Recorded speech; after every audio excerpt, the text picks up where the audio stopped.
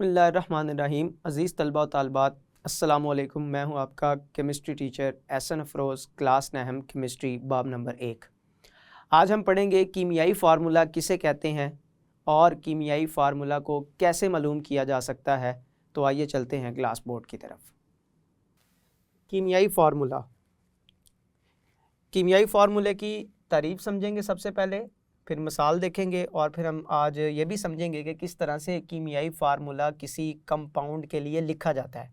Chemistry में सबसे मुश्किल काम यही बच्चों को लगता है कि हम किसी कंपाउंड का फार्मूला कैसे याद रखें, उसको फार्मूला कैसे दें, भूल जाते हैं। तो अगर आज का लेक्चर आप लोग बखूबी समझ लेते हैं तो आपका ये मसला हल भी हो जाएगा आज के लेक्चर में। तो सबसे पहले हम कीमियाई फार्मूले की तारीफ़ की तरफ चलते हैं। कीमियाई फार्मूला कहते किसे हैं, होता क्या। किसी भी कंपाउंड को, किसी भी कंपाउंड को सिंबल की मदद से जाहिर करना या जाहिर करने को कीमियाई फार्मूला कहते हैं। मिसाल के तौर पर इस बात को समझने के लिए एक मिसाल देखते हैं।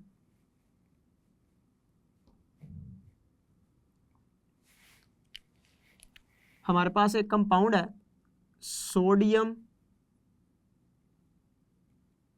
क्लोराइड। हम सोडियम क्लोराइड को जाहिर करने के लिए सोडियम और क्लोराइड के सिंबल का सहारा लेते हैं, जैसे कि NaCl, सोडियम क्लोराइड। तो ये उसका कीमियाई फार्मूला कहलाएगा। इसी तरह से अगर हम बात करते हैं कैल्शियम क्लोराइड की, कैल्शियम क्लोराइड, तो इसका कीमियाई फार्मूला हमारे पास बनेगा CaCl2। अगर हम बात करते हैं कैल्शियम कार्बोनेट की, तो कैल्शियम कार्बोनेट को सिंबल की मदद से कुछ इस तरह से जाहिर किया जाता है CaCO3।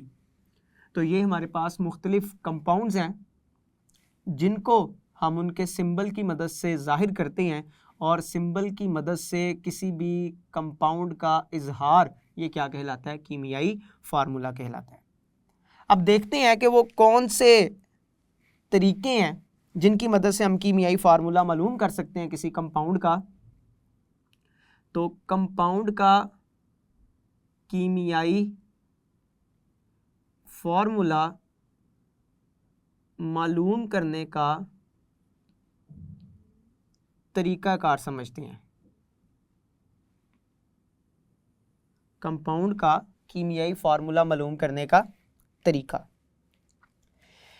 कीमियाई फार्मूला मालूम करने के लिए हमें कुछ रूल्स का पता होना चाहिए, हमें कुछ असूल, कुछ क़वायद व ज़वाबित का पता होना चाहिए। ज़रा देखते हैं वो कौन कौन से असूल हैं जिनकी बुनियाद के ऊपर हम किसी भी कंपाउंड का कीमियाई फार्मूला बना सकते हैं और उसको आसानी से याद रख सकते हैं, समझ सकते हैं।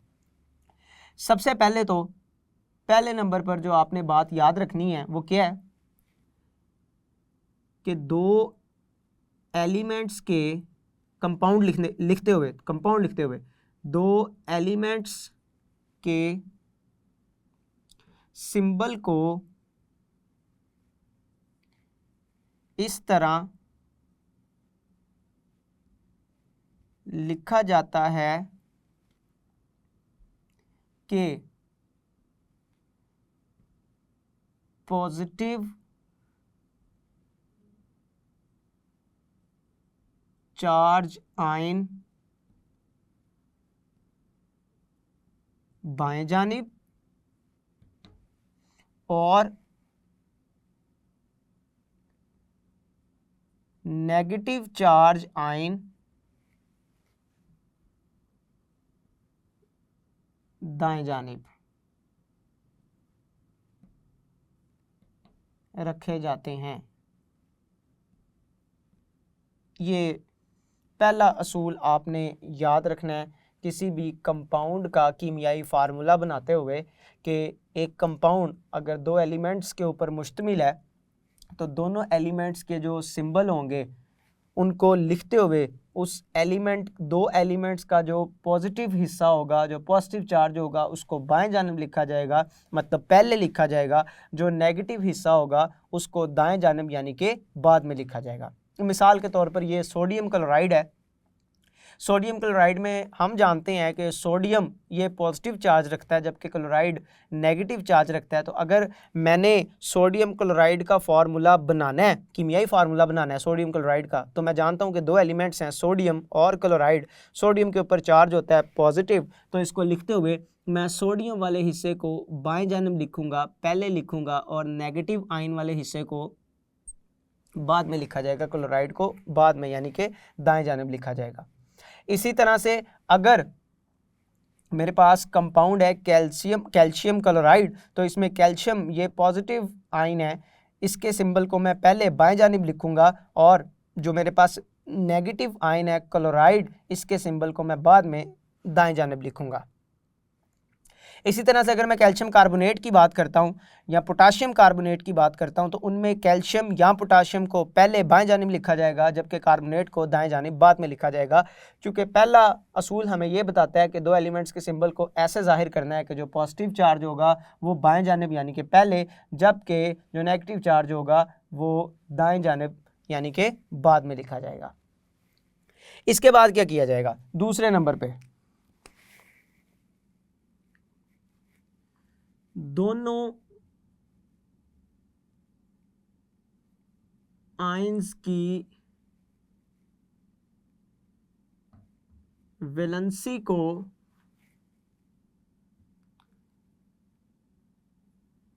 उन आयंस के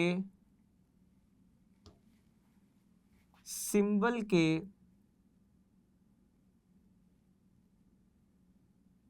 दाएं जानिब ऊपर कोने में लिखा जाएगा।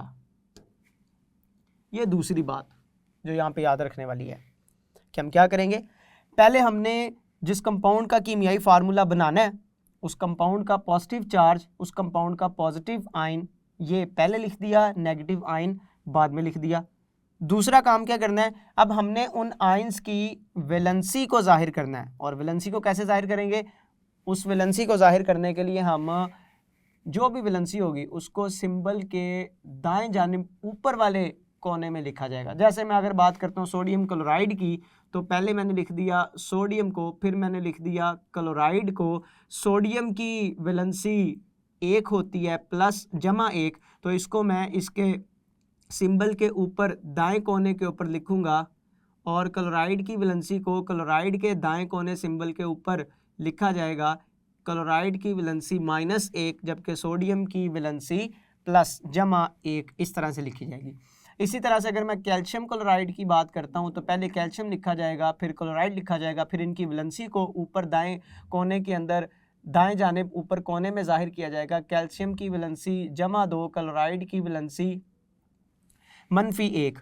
इसी तरह से अगर मैं बात करता हूं कैल्शियम कार्बोनेट की, कैल्शियम कार्बोनेट के लिए पहले कैल्शियम को लिखा जाएगा, फिर कार्बोनेट को लिखा जाएगा। कैल्शियम की वैलेंसी को इसके ऊपर, कार्बोनेट की वैलेंसी को उसके ऊपर जाहिर कर दिया जाएगा। तो ये दूसरा असूल है कीमियाई फार्मूला लिखने का। सबसे पहले आपने क्या किया, जिस कंपाउंड का कीमियाई फार्मूला लिखना चाह रहे हैं उस कंपाउंड के दोनों सिंबल में से पॉजिटिव वाले को पहले लिख दिया, नेगेटिव वाले को बाद में लिख दिया। फिर आपने दूसरे नंबर पर क्या किया, पॉजिटिव वाले की वैलेंसी को उसके ऊपर दाएं कोने में और नेगेटिव वाले की वैलेंसी को उसके ऊपर दाएं कोने में जाहिर कर देते हैं। तीसरे नंबर पर फिर हम क्या करेंगे, इन वैलेंसी की वैल्यू को सिंबल के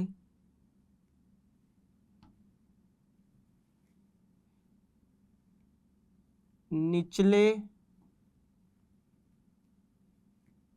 दाएं कोने में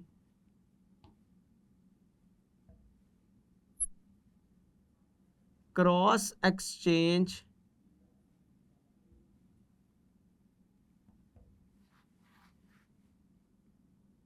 की मदद से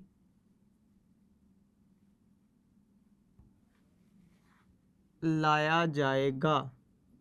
ये तीसरे नंबर पर ये बात आपने, ये असूल आपने तीसरे नंबर के ऊपर याद रखना है कि जो वैलेंसी हमने इसके ऊपर जाहिर की हुई है उस वैलेंसी को क्रॉस एक्सचेंज इस्तेमाल करते हुए हम क्या करेंगे, नीचे वाले दाएं कोने पे ले आएंगे। एक एलिमेंट की वैलेंसी को दूसरे एलिमेंट के नीचे दाएं कोने पे ले आएंगे और दूसरे एलिमेंट की वैलेंसी को पहले वाले के नीचे दाएं कोने के ऊपर ले आएंगे। मिसाल के तौर पर हम सोडियम क्लोराइड की मिसाल पढ़ रहे हैं तो Na जिसकी वैलेंसी +1 है, इसके साथ क्लोराइड जिसकी वैलेंसी -1 है। तो क्रॉस एक्सचेंज का मतलब है कि फार्मूला लिखते दौरान क्लोराइड की वैलेंसी को इधर सोडियम के नीचे जाहिर किया जाएगा और सोडियम की वैलेंसी को इधर क्लोराइड के नीचे जाहिर किया जाएगा। इसी तरह से ये है क्रॉस एक्सचेंज मेथड। अगर हम बात करते हैं कैल्शियम क्लोराइड की, तो कैल्शियम की वैलेंसी +2 और क्लोराइड की वैलेंसी -1, तो कैल्शियम की वैलेंसी को हम ले आएंगे क्लोराइड के नीचे इस तरह से और क्लोराइड की वैलेंसी को ले आएंगे कैल्शियम के नीचे। तो ये है क्रॉस एक्सचेंज मेथड। एक एलिमेंट की वैलेंसी को दूसरे एलिमेंट के नीचे दाएं कोने के ऊपर, दूसरे एलिमेंट की वैलेंसी को पहले एलिमेंट के नीचे दाएं कोने के ऊपर इस तरह से लिखा जाता है। अब चौथे नंबर पर आपने जो बात याद रखनी है, अगर तो दोनों एलिमेंट्स की वैलेंसी बराबर हो तो इनको कैंसिल कर दिया जाएगा और फॉर्मूला इसी तरह लिखा जाएगा। लेकिन अगर दोनों आयंस की वैलेंसी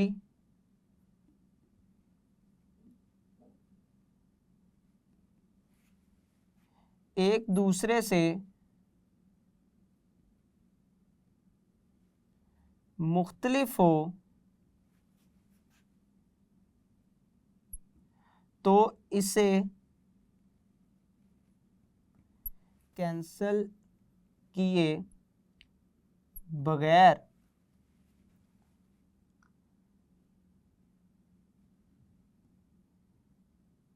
लिखा जाएगा। मिसाल के तौर पर अगर मैं बात करता हूं सोडियम क्लोराइड की, तो सोडियम की वैलेंसी +1, क्लोराइड की वैलेंसी -1। अब दोनों की वैलेंसी आपस में क्या है, बराबर। तो जब मैंने क्रॉस एक्सचेंज करना है तो अगर तो वैलेंसी होगी बराबर तो क्रॉस एक्सचेंज करते हुए इनकी वैलेंसी को ख़त्म कर दिया जाएगा, उसको नहीं लिखा जाएगा, लिखने की ज़रूरत नहीं होगी। तो फिर सोडियम क्लोराइड का फॉर्मूला कैसे बनेगा, NaCl, वैलेंसी जाहिर करने की ज़रूरत नहीं है। अगर हम कैल्शियम क्लोराइड की बात करें तो आप देख सकते हैं कि कैल्शियम की वैलेंसी कितनी है, +2, क्लोराइड की वैलेंसी है -1। इसका मतलब कि दोनों अदद एक दूसरे से, दोनों नंबर्स एक दूसरे से मुख्तलिफ हैं। तो फिर हम क्रॉस एक्सचेंज करके उनको कैंसिल नहीं करेंगे। कैल्शियम के नीचे क्लोराइड की वैलेंसी लिखी जाएगी जो कि 1 है।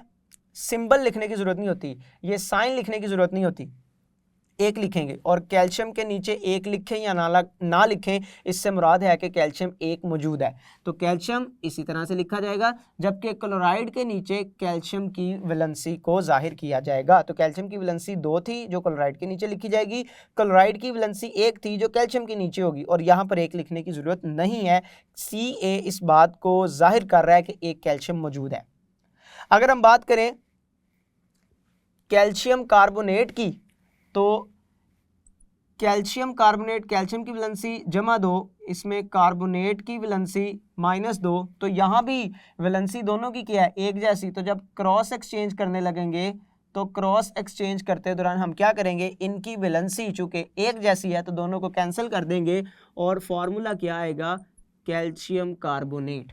तो चौथा असूल हमें बताता है कि अगर दो एलिमेंट्स की वैलेंसी आपस में एक जैसी निकल आए तो उनको कैंसिल करके फॉर्मूला उसी तरह से लिखा जाएगा फिर, और अगर दोनों आयंस की वैलेंसी एक दूसरे से मुख्तलिफ हो तो फिर हम उसे कैंसिल किए बगैर ही लिखेंगे क्रॉस एक्सचेंज करने के बाद, जैसे आपके सामने यहाँ पे नजर आ रहा है। पांचवें नंबर पर हम देखते हैं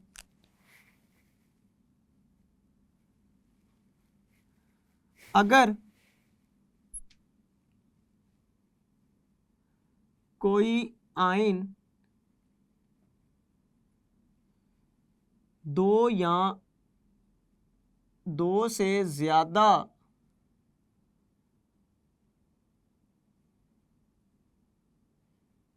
एलिमेंट्स पर मुश्तमिल हो तो इसे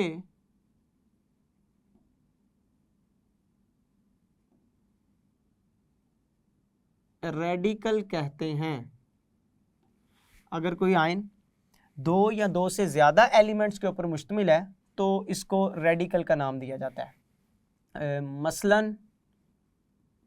मसलन हम बात करते हैं सल्फेट आयन, हम बात करते हैं फॉस्फेट आयन, हम बात करते हैं अमोनियम आयन वगैरह। ये सारे के सारे ऐसे आयन हैं जो दो या दो से ज़्यादा एलिमेंट्स के एटम्स के आपस में मिलने से बनते हैं। तो इन तमाम को क्या बोला जाता है? रेडिकल बोला जाता है। जब हमारे पास कंपाउंड के अंदर कोई रेडिकल आ जाए तो रेडिकल का भी नाम या कीमियाई फार्मूला लिखते हुए हम असूल नंबर 3, असूल नंबर 4 मतलब 3 और 4 वाले निकात को ही क्या करेंगे?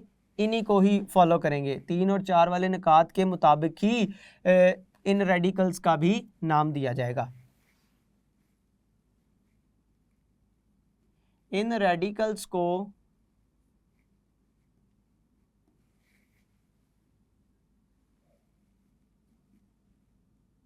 तीन और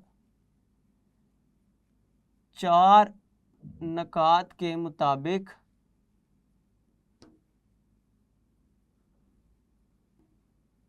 लिखा जाएगा और इनको लिखते वक्त इनके गिर्द ब्रैकेट लगा दी जाएगी। मतलब मिसाल की मदद से इसको समझते हैं। इस आखिरी नुक्ते को, ये मेरे पास कुछ मुरक्कबात हैं और ये उनके कीमियाई फार्मूले हैं।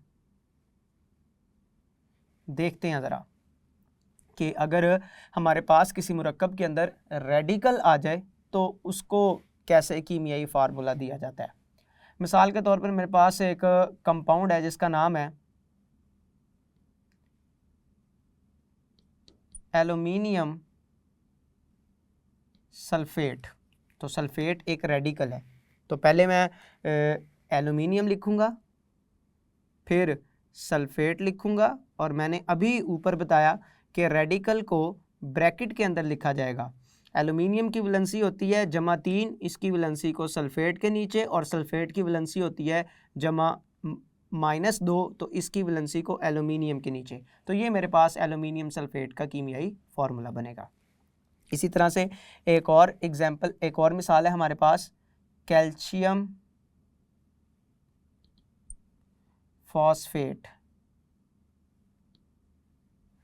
तो इसको भी इसी तरह से लिखा जाएगा। पहले हम लिखेंगे कैल्शियम, फिर हम लिखेंगे फॉस्फेट, रेडिकल को लिखेंगे ब्रैकेट के अंदर, कैल्शियम की वैलेंसी को नेगेटिव रेडिकल के नीचे और फॉस्फेट की वैलेंसी को पॉजिटिव रेडिकल के नीचे लिखा जाएगा इस तरह से। तो ये कैल्शियम फॉस्फेट का कीमियाई फार्मूला बन जाएगा। इसी तरह से एक और कंपाउंड भी देखा जा सकता है, अमोनियम सल्फेट। अमोनियम सल्फेट का हमारे पास फॉर्मूला कुछ इस तरह से बनेगा, अमोनियम सल्फेट। अब अमोनियम की वैलेंसी चूँकि जमा 1 है, तो जब मैं 1 को सल्फेट के नीचे लिखूँगा तो लिखने की ज़रूरत नहीं है क्योंकि सल्फेट पहले से ही 1 मौजूद है। तो यहाँ पे मैं जो ब्रैकेट लगाऊंगा वो मैं अमोनियम के गिर्द लगाऊंगा क्योंकि सल्फेट की जो वैलेंसी है वो -2 है, और क्रॉस एक्सचेंज करके इसकी वैलेंसी को जब मैं अमोनियम के नीचे लाऊंगा तो मुझे यहाँ पे 2 अमोनियम चाहिए, तो इस वजह से मैं ब्रैकेट इस दफ़ा अमोनियम के गिर्द लगाऊंगा। तो ये मेरे पास कुछ मुरक्कबात थे जिनके कीमियाई फार्मूले को हमने इन असूलों के तहत बनाने की कोशिश की है। अज़ीज़ तलबा व तालिबात, आज के लेक्चर में आपने समझा कीमियाई फार्मूला किसे कहते हैं, कुछ मिसालें आपने इसके हवाले से पढ़ी, और कीमियाई फार्मूला को कैसे मालूम किया जा सकता है, कुछ आपने असूल क़वाइद व ज़ाबित समझे। मैं उम्मीद करता हूँ आज के लेक्चर के बाद आप किसी भी कंपाउंड का कीमियाई फार्मूला आसानी से लिख सकते हैं। आपको आज के लेक्चर की बखूबी समझ आई होगी। मैं उम्मीद करता हूँ आप इसको अच्छी तरह से तैयार करेंगे। अल्लाह आपका हामी व नासिर है। अस्सलामु अलैकुम।